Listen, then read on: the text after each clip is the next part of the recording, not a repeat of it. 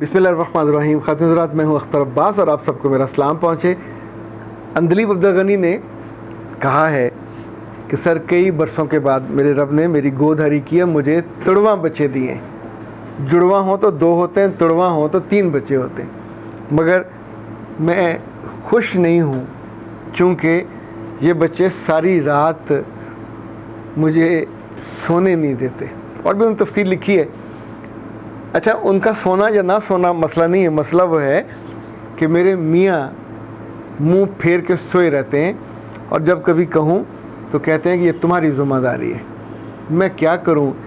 मेरे मियाँ के इस तर्ज़ अमल ने मेरी सारी खुशी गारत कर दी है।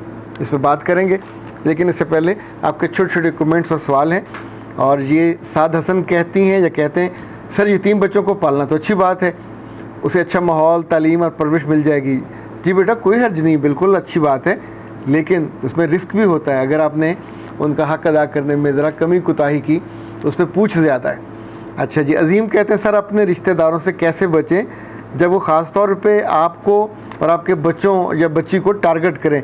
बेटा, इस मामले में तो मेरी राय बाकी लोगों से मुख्तलिफ है।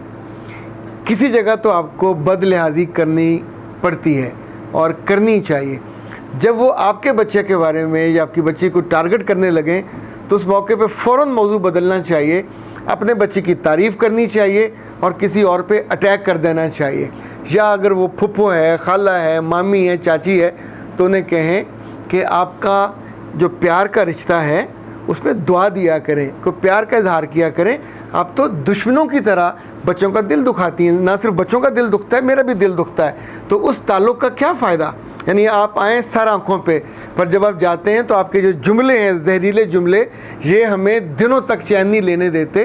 तो जब दिल खुश ना हो, वहाँ से दुआ नहीं निकलती। तो आप हमसे मोहब्बत लिया करें, दुआ लिया करें। मेरे बच्चों ने आपका क्या लेना देना? ना आप उनको खिलाते हो, ना उनको पिलाते हो। आपको अल्लाह ने उनका मोहब्बत का रिश्ता बनाया था, आप उसकी तौहीन कर रहे हो। सो इसे हम कहते हैं शट अप कॉल। ये ज़रूर देनी चाहिए। जब तक माँ ये नहीं देगी, आपकी बेइज्जती होती रहेगी। अब बहुत हुआ तो फिर क्या कहेंगे ना, आगे से बोलती है या ये लिहाज नहीं करती। तो क्यों लिहाज किया जाए? यानी उस बद लिहाजी में आप अपने बच्चों को डिप्रेशन का मरीज़ बना देंगे और वो लिटरली ज़हनी तौर पे लूले लगड़े हो जाएंगे, चूँकि पूरे बचपन की जो बेइज्जती है ये पाइल अप होती जाती है।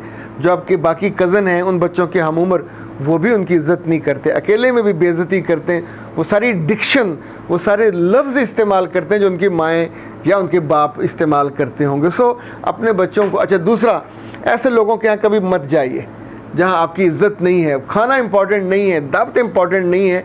और कभी कभी मुंह फाड़ के कहना चाहिए कि आपके यहाँ दावत, अब पूछते ना क्यों नहीं आए, उन्होंने कहा आने को दिल तो चाह रहा था, लेकिन आप जिस तौर पे सलूक करते हैं मेहमानों से वो अच्छा नहीं होता, वो हमारा दिल दुखता है। तो ऐसे खाने से और ऐसी दावत से बंदा वैसे बेहतर है घर में दाल साग खा ले, वहाँ जाके बेइज्जती करवाने से। और जो 4 लोगों के बीच में कहना चाहिए, जो सुनेगा उसको भी हया आएगी और कहने वाले को भी आएगी। वैसे बात को नहीं भी आती, मैक्सिमम को आ जाती है। और अली कहते हैं, सर जी आपसे मिलना चाहता हूँ, क्या ये मुमकिन है? मैं कराची में रहता हूँ। 3 तरीके हैं। एक तो जब कराची में आता हूँ 2-3 माह के बाद, आप फिर मिल सकते हैं। दूसरा, कराची से मेरे कई सारे मिलने वाले आते हैं, जहाज़ पे बैठते हैं, सीधे एयरपोर्ट से उतरते हैं, रिंग रोड से मेरे पास पहुंच जाते हैं, मुलाकात करते हैं, वापस चले जाते हैं। It happens on regular basis.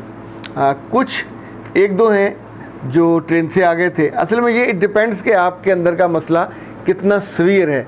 तीसरा हाल बड़ा आसान होता है। अल्लाह ने इतनी बड़ी नेमतें दी हैं, टेलीफोन की, व्हाट्सएप की, वहाँ बैठे आप फीस जमा कराएँ, टाइम लें और आराम से बात कर लीजिए। 1 घंटा आपको मिल जाता है। ज़्यादा मसला हो तो ज़्यादा घंटे भी ले सकते हैं।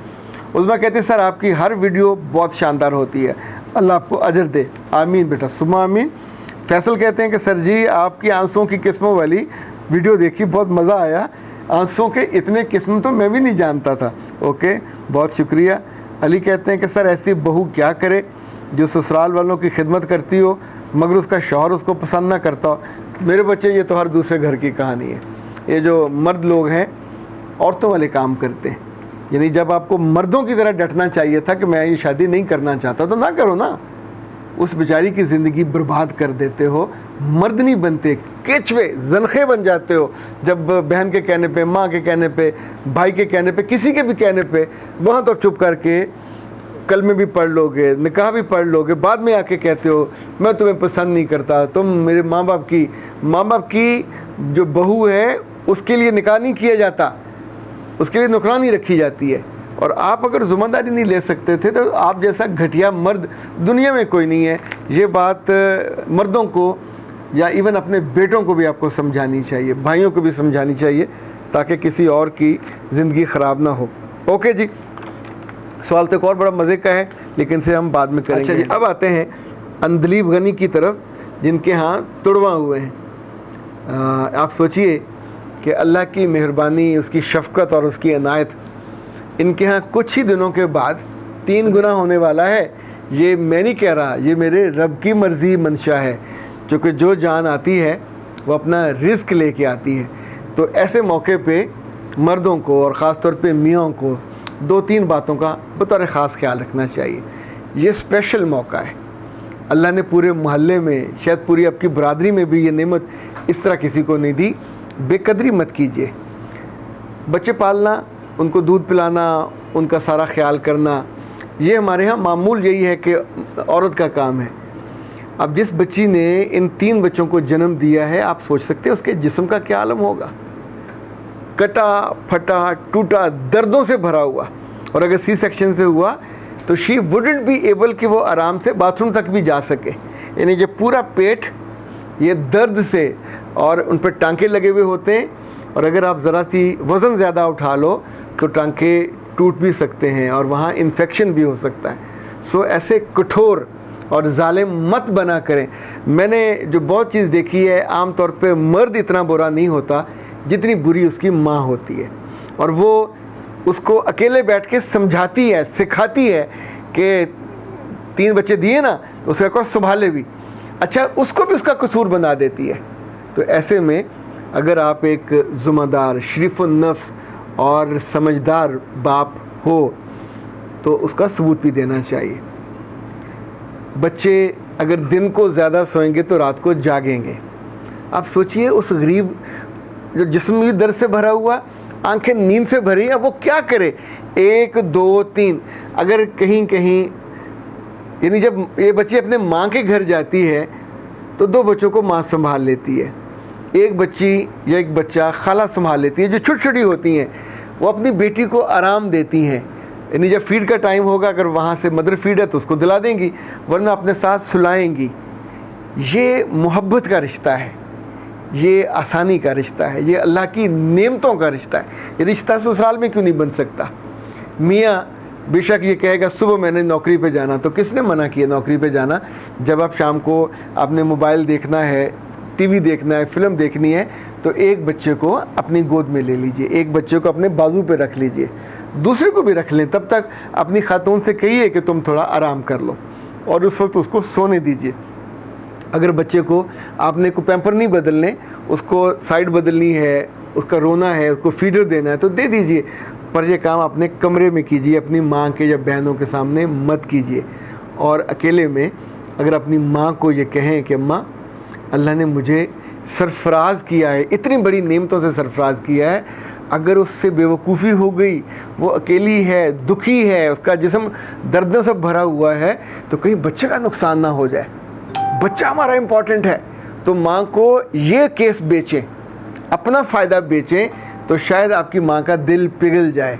लेकिन वहाँ आपने बिल्कुल ऐसे करके बदल के केस देना है, ताकि, और बहन को कहिए कि तू बहुत अच्छी है, बहुत समझदार है। अब वो बेचारी दर्द से और बेआरामी से, और ख़ुद इतना बड़ा जो कठिन ये पूरा प्रोसेस था, ये काम करने के बाद भी मामला सेटल नहीं होगा, इसलिए बता रहा हूँ। फिर चौथा काम आपने करना है कि अपनी सास से बात कीजिए और सास को पैसे दे दीजिए। उन्हें कहिए कि अपनी तरफ से कोई लड़की, अपनी अजीज़ों में से बाज़ बेवा बच्चियाँ होती हैं, बाज़ उनके ख़ानदान में ऐसी होती हैं जो बड़ी उम्र की होती हैं, डिज़र्विंग होती हैं, तो उनकी 10,000 देना पड़ेगा, 12,000 देना पड़ेगा, वापसी पे सूट देना पड़ेगा। तो उन्हें कहें आप प्लीज़ भिजवा दें।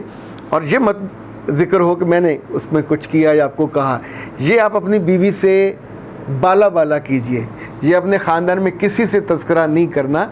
अपनी सास की आंखों में भी आपका रुतबा बढ़ जाएगा, मोहब्बत भी बढ़, जाके बात कर लीजिए, फ़ोन पे बात कर लीजिए, पर बात करने से पहले पैसे ट्रांसफ़र कर दीजिए। अपने बच्चों के लिए 3-3 हज़ार रुपये कुल आएगा, 3 बच्चों के लिए माहाना 10,000। 3 से 6 माह का वक्त होता है जो क्रूशल होता है। उसके बाद बच्चे थोड़े बड़े हो जाते हैं, मूव करने लग जाते हैं, फिर उन पे वैसे भी बाकी लोगों को प्यार आने लग जाता है और वो इतना ज़्यादा उनको संभालना नहीं पड़ता। फिर तो आप ज़रा से झूले में डाल देते हैं, वहीं वो आसपास फिरते रहते हैं। लेकिन याद रखिएगा, जितनी बड़ी नेमत उतनी ज़्यादा शुक्रगुजारी, उतनी ज़्यादा एहतियात। ये नेमत आपको बराह रास्त को परिंदा नहीं दे के गया, ना ये ज़मीन से किसी गमले में से उगी है। ये मेरे रब ने उस मासूम लड़की के बख्त को यूँ समझे गुलो गुलजार कर दिया। बख्त तो आपका ही था, औलाद भी आपकी है, लुत्फ़ा भी आपका है, लेकिन मेरे रब ने इसके लिए जिस खेत को चुना वो शहज़ादी है जो आपके घर में आपकी बीवी बन के आई है। और उसने बरसों से आपके ख़ानदान में इस तरह का नहीं हुआ होगा, तो अब उसकी एक्स्ट्रा केयर कीजिए, एक्स्ट्रा मोहब्बत का इज़हार कीजिए। उसको कपड़े नए सिलवा के दीजिए, खुले खुले ज़रा शर्टें उसको बना के दीजिए। मौसम के लिहाज से अपनी माँ से मत पूछिएगा, ये भी थ्रू सास कर लीजिए। ये कर लेंगे तो सारी उम्र आपके बच्चे और आपकी दूसरी माँ, ये एक रिलेशनशिप आपका बड़ा पक्का हो जाएगा। और ख़ुद आपकी बीवी की आंखों में, उसकी ज़ुबान में आपके लिए जो हमेशा शीरीनी होगी, दुआओं की भी, मोहब्बत की भी, एहतियात की भी। जैसे जैसे ये बच्चे बड़े हों, अपनी फ़िज़िकल मोहब्बत में कमी मत कीजिएगा। ये अब दोनों को आसानी भी देगी, राहत भी देगी, और दिल पे जो बोझ आते हैं बाज़ दफ़ा आस पास ख़ानदान के, वो भी कम हो जाएंगे। अख्तर अब्बास को दीजिए इजाज़त। अस्सलाम वालेकुम।